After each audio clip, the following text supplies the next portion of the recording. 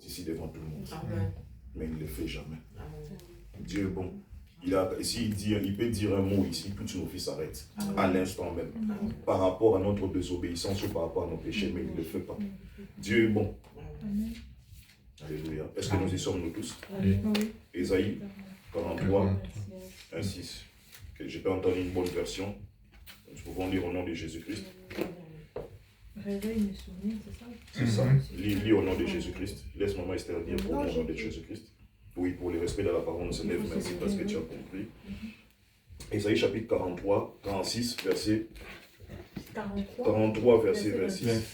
43, verset 26. Réveille mes souvenirs, oui. plaidons ensemble. Parle toi-même pour te défendre. Alléluia. Ton premier ancêtre déjà a péché et tes interprètes se sont rebellés contre moi. Voilà pourquoi j'ai déshonoré les responsables du sanctuaire. J'ai voué Jacob à la destruction et Israël aux insultes. Alléluia. Parole du Seigneur.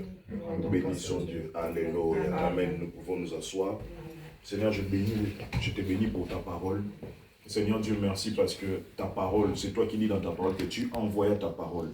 Et dans tout ce que nous allons faire, Seigneur, accomplir, Père, je crois à la puissance liée à ta parole. Seigneur, ne permets pas que je dise quelque chose qui sort de la chair, mais que tout ce que je vais dire ne soit que esprit et vie, vérité et lumière, au nom de Jésus-Christ. Je dis Amen. Amen. Bien-aimés dans le Seigneur, Ésaïe 43, que nous avons lu, la parole de Dieu nous dit ceci, c'est l'Éternel qui parle. Il dit, réveille ma mémoire, plaidons ensemble. Et puis la chose qui m'a tilté, quand tu sautes la virgule, il te dit, parle toi-même. Alléluia. Amen. Parle toi-même pour te justifier. Est-ce que je m'adresse à quelqu'un? Amen. Bien aimé, le premier verset de la Bible, c'était la parole qui a été en action. C'était la parole. Et Dieu a dit, il a commencé à parler, il n'y avait rien, Dieu a commencé à parler. Il utilise la même parole, il dit, parle toi-même. Bien-aimé dans le Seigneur, il arrive des fois dans nos vies en tant qu'homme de Dieu, en tant qu'enfant de Dieu, lorsqu'on connaît son identité en Christ, on arrive des fois à remarquer que nous avons prévu des choses, nous voyons des choses, nous avons un calendrier, nous avons dit dans la nuit de la traversée, on fera ceci, il y a des prophéties dans notre vie, mais il arrive des jours que on voit que ça n'arrive pas, ça ne marche pas. On voit par rapport à ce que j'avais prévu et ce que je vois, ça ne marche pas. J'ai vu que dans la Bible, il y avait un prophète qui s'appelait Jérémie. Il a écrit, c'est le seul prophète qui a écrit des lamentations. Tellement que Jérémie était arrivé, c'était un prophète, mais il voyait le contraire de sa prophétie. Jusqu'à un tel point que c'est le seul qui a écrit des lamentations dans la Bible. Alléluia. Amen. Parce que Jérémie a vu une souffrance qui est arrivée, qui semblait être contraire à la parole de Dieu. Et il arrive aussi que chaque personne, chaque enfant de Dieu, lorsque que nous sommes, nous arrivons dans des périodes sombres de notre vie, où nous avons l'impression que c'est la même chose. Mais aujourd'hui, Dieu me donne une clé dans Ésaïe. Il te dit, viens et plaidons. C'est Dieu qui t'invite à plaider. Et il te dit, parle toi-même. Est-ce que je m'adresse à quelqu'un? Il te dit, parle toi-même. Pourquoi j'étais remis au commencement était la parole. La parole était avec Dieu, nous connaissons la suite. Donc, la même parole créatrice, c'est la même parole que Dieu t'invite à prononcer pour ta situation.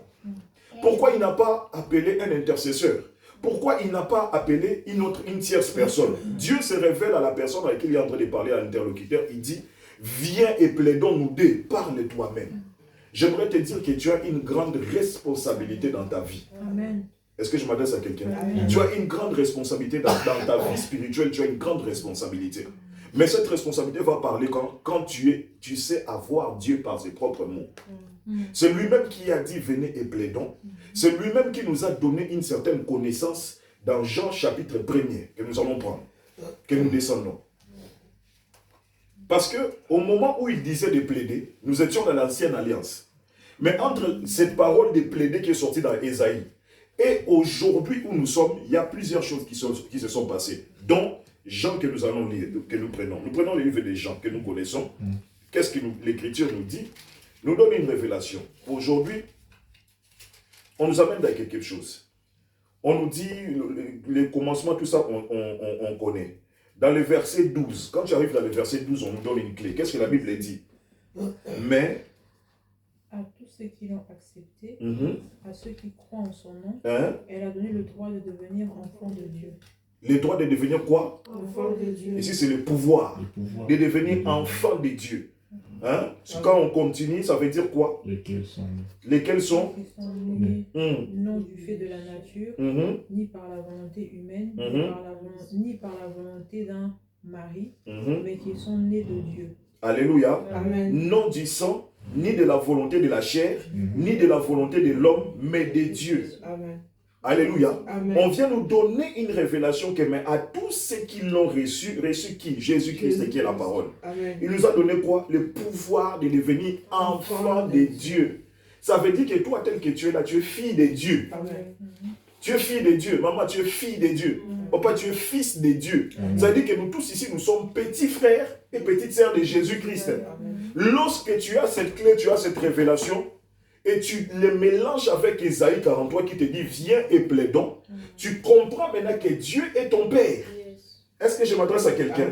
Voilà pourquoi lorsque la situation ne va pas bien, il faut savoir connaître ton identité en Christ, que je suis un enfant de Dieu. Amen. Je suis fils de Dieu aussi, mais enfant de Dieu. Est-ce que je m'adresse à quelqu'un? Amen. Et là, plaider prend un autre sens. Parce que si on s'était limité à plaider dans l'ancienne alliance, c'est une partie prenante qui est au tribunal, qui est en train de plaider contre un coupable ou un accusé. Il y a un juge, il y a trois parties prenantes. Il y a l'accusé, il y a les juges, et puis il peut y avoir des témoins, et puis il y a les barreaux. Amen. Amen. Mais ici, quand il y a la révélation que à tous ceux qui l'ont reçu, donc comme j'ai reçu Jésus-Christ, c'est-à-dire que la personne qui me demande de plaider n'est plus un juge, mais c'est mon Père. Amen. Est-ce que je m'adresse à quelqu'un? Amen. Donc, en d'autres termes, Ésaïe 43, verset 26, a changé de dimension. Je ne suis plus dans une plaidoirie, mais je suis dans la maison face à mon Père. Est-ce que je m'adresse à quelqu'un? Amen. À tous ceux qui l'ont reçu. Il a donné le pouvoir de devenir enfant de Dieu. C'est-à-dire que, comme je disais, que tu as une responsabilité dans ta vie chrétienne, il faut savoir parler avec le Père. Beaucoup de gens, nous ne savons plus parler avec le Père. Est-ce que je m'adresse à quelqu'un? Amen. Tu vas même parler avec le Père des fois, tu as besoin d'écouter la prédication d'une autre personne, alors qu'il est ton Père. Je n'ai pas dit qu'il ne faut pas écouter les prédications, mais je dis qu'il faut revenir à la relation entre Père et Fils. Amen. Lesquels d'entre nous, son Père peut lui faire du mal? Lesquels d'entre nous qui est assis ici, son Père peut les tuer? À moins qu'il ne soit pas un vrai Père. Mais lorsque nous avons la connaissance et la révélation que Dieu est notre Père, c'est là que notre vie change de sens. C'est là que je comprends maintenant que, ah oui, toute chose concourt au bien de ceux qui aiment Dieu. C'est là que je peux voir qu'une porte que j'appelle porte fermée devant moi, en réalité, c'est un secours de Dieu. Parce que Dieu qui est notre Père, c'est que si je te laisse partir là-bas, tu vas te perdre, ou il y a un danger qui peut arriver. C'est là que cette phrase prend le sens. Mais pourquoi? Parce que nous avons la révélation de qui est notre Père. Et puis nous savons plaider avec notre Père. Et la plaidoirie ne devient plus une plaidoirie, mais devient une explication. Voilà pourquoi il a dit parle toi-même. Et puis il a dit explique. Je m'adresse à quelqu'un. En fait, c'est un message prophétique caché. Parce qu'au moment où le prophète Ésaïe était en train de parler, c'est Ésaïe qui a annoncé le Messie. Et il savait que Christ allait faire l'œuvre de la croix. L'œuvre de la croix n'était pas encore arrivée. C'est pour ça qu'il a parlé d'abord. Il a dit plaidons d'abord. Plaidons d'abord. Mais après, il a dit, explique, parle toi-même à Dieu. Nous allons parler à Dieu. Nous allons parler à Dieu.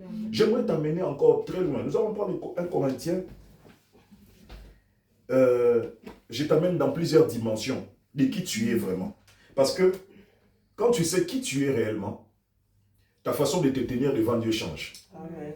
Des fois, et ta façon de prier change. Oui. La façon dont on est là, comme on a prié là, ici là, moi je n'étais plus ici. Mais je suis en train de nous voir au-dessus des nuées, en fait. Amen. Spirituellement parlant, je nous voyais au-dessus de la nuée. Amen. Et je voyais une grosse nuée qui était en train de remplir la maison. Amen. Je n'étais plus là, c'est les corps qui étaient restés là. Alléluia. Parce que je sais qui je suis en Christ. En Jésus-Christ, je sais qui je suis. Amen. Alléluia. Amen. 1 Corinthiens chapitre 5. Non, 2 Corinthiens. 2 Corinthiens 5, 17. La Bible nous donne une clé que nous connaissons aussi. 5, 17. Tu le connais. Qu'est-ce que la Bible nous dit? Si quelqu'un est en Christ, il est une nouvelle créature. les choses anciennes sont passées. Ah, voici toutes choses sont devenues nouvelles. Alléluia. Amen. Donc, quand tu étais dans le monde, tu plairais comme dans le monde. Quand tu étais en dehors de Jésus-Christ, tu parlais comme en dehors de Jésus-Christ. Mais maintenant que tu es en Christ, tu es devenu une nouvelle créature. C'est-à-dire que ton passage entre Jésus-Christ et sans Jésus-Christ, il y a un changement. Et ce changement, c'est quoi? C'est le positionnement de là où tu te positionnes par rapport à Dieu. C'est-à-dire qu'en dehors de Jésus-Christ, le monde est en train de plaider. Mais moi qui est venu en Jésus-Christ, qui suis devenu une nouvelle créature, comme je l'ai expliqué, que je deviens fils de Dieu, en réalité, je suis maintenant comme ça devant le Père. Et que je peux parler, le Père peut m'écouter. Je m'adresse à quelqu'un. Tu as la capacité de ta bouche de changer les situations de ta famille. Amen. Tu as la capacité de ta bouche de changer la situation de ton entreprise. Amen. Tu as la capacité de ta bouche de dire et la chose arrive. Amen. Parce que tu es l'image de Dieu. Est-ce que je m'adresse à quelqu'un? Et lorsque tu as cette révélation-là, ta manière de prier change. Et tu seras peut-être pressé de passer des heures dans la prière. Parce que tu sais maintenant qui tu es. Est-ce que je m'adresse à quelqu'un? Tu es une nouvelle créature. Ne vois plus les choses comme quand tu étais une ancienne créature. Est-ce que je m'adresse à quelqu'un cet après-midi? Quelqu'un m'écoute très fortement. Donc il faut que nous sachions parler à Dieu. Parler avec Dieu et parler à Dieu, c'est deux dimensions différentes. Je peux parler avec Dieu, mais je peux parler à Dieu. Amen. Est-ce que je peux avancer? Amen. Le soir, le Saint-Esprit était en train de m'interpeller, il m'a dit, pour Gilgal, n'amène plus des enseignements d'affermissement, d'exhortation, n'amène plus ça. Amène la nourriture solide pour les aigles. C'était l'ordre que j'ai reçu du Seigneur. Il dit pour Gilgal, spécialement, à chaque fois que tu vas commencer à intervenir, n'amène plus le lait. Et vous allez partir maintenant dans une dimension où ça ne sera que la nourriture solide. Amen. Ça ne sera que la nourriture solide. Regarde. Il y a une dimension. Lui, tel qu'il est ici, il est un petit enfant. Il y a une petite enfant dans la Bible, ça existe. Et puis il y a enfant. Et puis il y a fils. Je peux avancer? Amen. Ok. Quand tu es un petit enfant, voilà, c'est vraiment exactement. Non, c'est le Saint-Esprit qui l'utilise. Vous voyez ce qu'il est en train de faire là? Je n'ai rien compris de ce qu'il dit. Est-ce que je m'adresse à quelqu'un? Vous voyez ce qu'il fait là? Il est en train de parler. Mais je ne comprends rien de ce qu'il dit. Pourquoi? Parce que c'est un petit enfant. Et la Bible nous dit, ne restez pas des petits enfants. Est-ce que je m'adresse à quelqu'un? Et la dimension d'un petit enfant, c'est un homme charnel qui a besoin toujours, maman, qu'on puisse lui forcer pour qu'il puisse venir dans la présence de Dieu. Alors que Dieu est son propre Père. Regarde. Plus loin, quand tu parles dans Corinthiens, plus loin, on nous dit quoi? On nous dit que vous êtes des ambassadeurs de Christ. Comme si Christ exhortait par vous. Tu vois là où j'étais amené? J'étais d'abord amené enfant, fils, petit enfant, j'étais montré.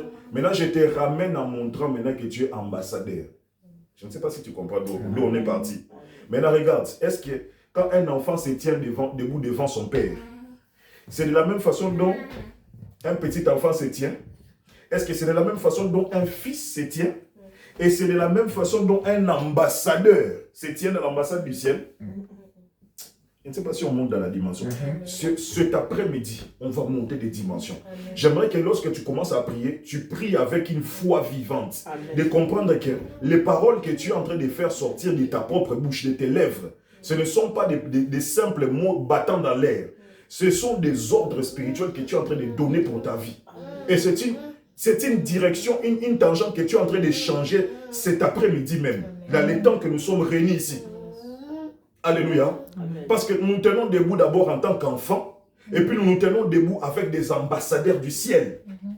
Comme si, la Bible rajoute, comme si Dieu exhorte par nous. Donc, je viens te parler en tant qu'ambassade du ciel, ambassadeur du ciel, que le ciel m'a envoyé pour te dire qu'il faut savoir plaider.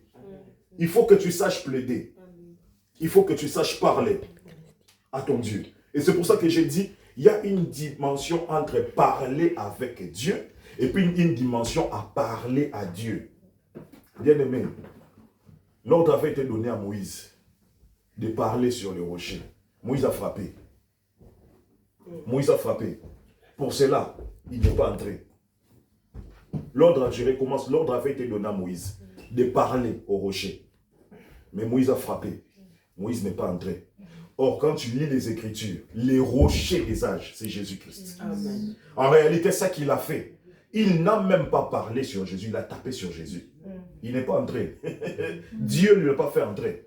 Bien-aimé dans le Seigneur, fais attention à ce que tu dis dans ta prière à ton Dieu. Je m'adresse à quelqu'un. Amen. Et c'est pour ça que je te dis, il y a une dimension entre parler à Dieu et puis parler avec Dieu. Regarde, et rentrons dans notre texte de base d'Ésaïe 43, 26. Dieu nous dit ceci. Réveille ma mémoire, plaidons ensemble.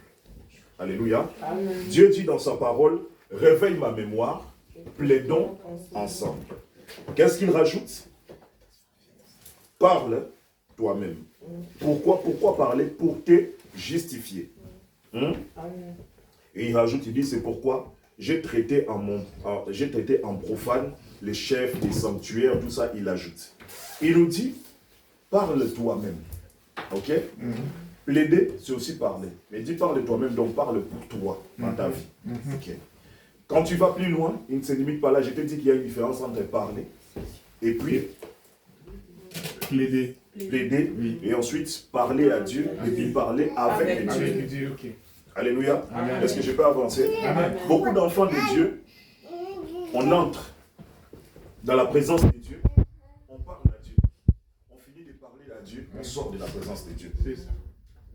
Or, la Bible me dit dans Jean, à ceux qui l'ont reçu, il a donné le pouvoir de devenir enfant de Dieu. Or, si tu es un enfant, tu ne fais que parler à ton père, tu ne parles pas avec ton père, il y a un problème, il y a un souci. Est-ce que je m'adresse à quelqu'un? En réalité, nous devons parler avec Dieu. Nous devons parler avec Dieu. Et c'est lorsque tu parles avec Dieu que tu te comportes comme un enfant de Dieu. Lorsque tu parles à Dieu, tu te comportes comme une personne de lambda qui est venue parler et partir. C'est ça la dimension de plaider. C'est pour ça qu'il dit, pourquoi? Pour te justifier. Quelqu'un qui vient se justifier, il ne se limite pas seulement à se justifier puis partir. Parce que dans la plaidoirie, il y a deux parties. Il y a les juges qui parlent, toi aussi tu parles. Amen. Amen. Dans la plaidoirie, ce n'est pas que tu viens, tu parles et tu finis, tu sors, la sentence va te suivre par courrier. Ça ne marche pas comme ça.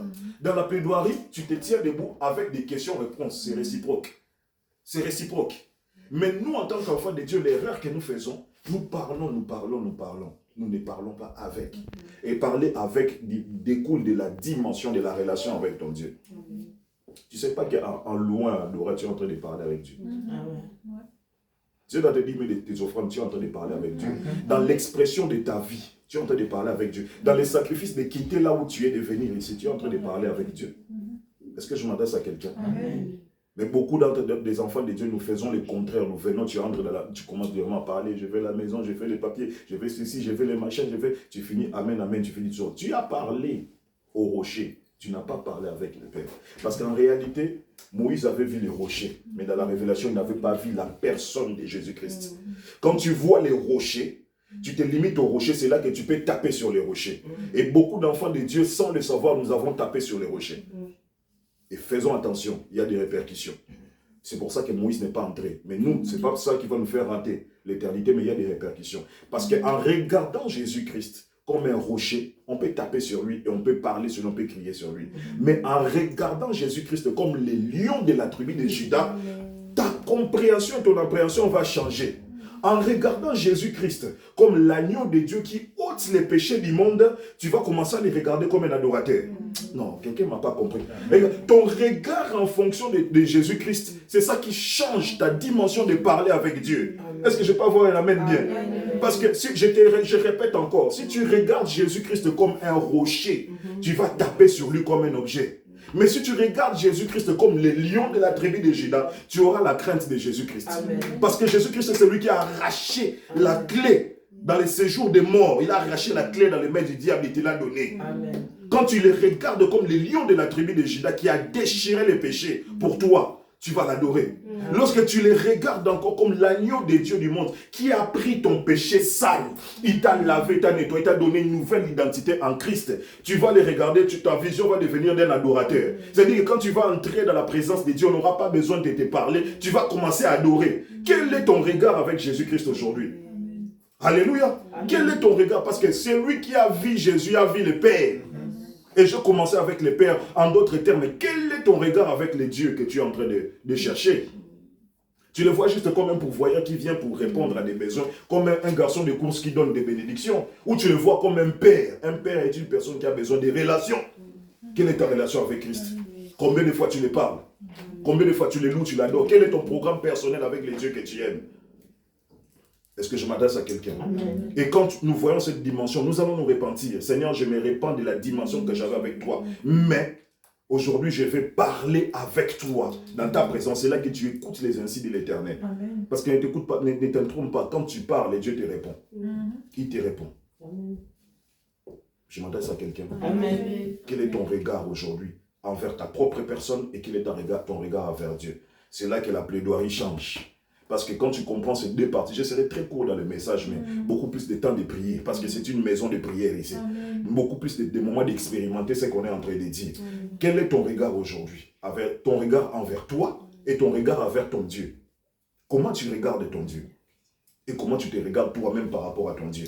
Parce que je finis par là. Quelle est ton identité en Christ? Une fois que tu as connu ton identité en Christ, elle est cachée dans Jean, chapitre 1er, verset 12. À tous ceux qui l'ont reçu, il a donné le pouvoir de devenir enfant de Dieu.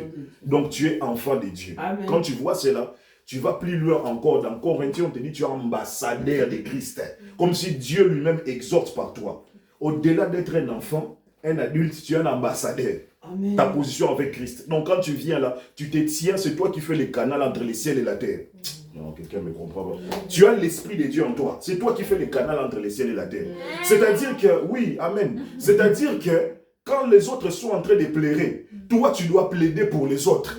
Et ne pas commencer à pleurer aussi comme les autres. Parce que toi tu te connais. Ah, regarde un peu ton voisin, dis je me connais. Dis-lui l'écrit la fois, dis je me connais en Jésus-Christ. Je sais qui je suis. Quand les enfants de Dieu, tu vas commencer à te regarder comme cela, ta façon de prier et de faire les choses va changer. Amen. Je m'adresse à quelqu'un. C'est-à-dire que toi, comme tu as Jésus-Christ en toi, quand les autres sont en train de pleurer, toi tu ne vas pas pleurer, mais toi tu vas parler à Dieu. Lorsque ta situation va devenir compliquée, lorsque les autres vont commencer à devenir comme des gens déboussolés, des gens qui sont paniqués, toi tu vas rester calme et tu vas parler à ton Père. Je m'adresse à quelqu'un? Tu vas parler à ton Père. Est-ce que nous pouvons nous lever pour commencer à parler à notre Dieu? Dieu nous dit dans Hébreux, chapitre 11, verset 6, que je vais finir par là. Car Dieu n'est pas injuste pour oublier tous les sacrifices que vous avez déjà rendus à Dieu. Les mêmes dieux qui nous a dit dans Ésaïe, chapitre 43, verset 26, que venez, nous allons plaider. C'est les dieux que nous allons rappeler. Amen. Nous allons rappeler, Seigneur, souviens-toi même d'un jour où j'avais quitté là-bas mon village, là j'étais venu exhorter ici. Qu'une porte spéciale s'ouvre pour moi au nom de Jésus. Amen. Pourquoi? Parce que je suis ton fils. À cause du nom de Jésus-Christ. Et c'est sur ça que nous allons prier nous tous. Nous allons ouvrir des portes pour nos vies. Nous allons parler là où la situation était devenue compliquée. C'est là que nous allons parler sur la situation de nos vies. Regarde un peu ta vie, regarde ta famille, regarde ta maison. Quand tu vois ça, ça doit te pousser à prier. Mais à ne pas prier comme n'importe qui. En priant maintenant, en comprenant que je suis fils de Dieu. Et Dieu m'écoute cet après-midi. Et je vais rappeler à Dieu, Seigneur, souviens-toi même d'un jour où j'avais même aidé quelqu'un de l'église. Au nom de Jésus, commence à parler pour ta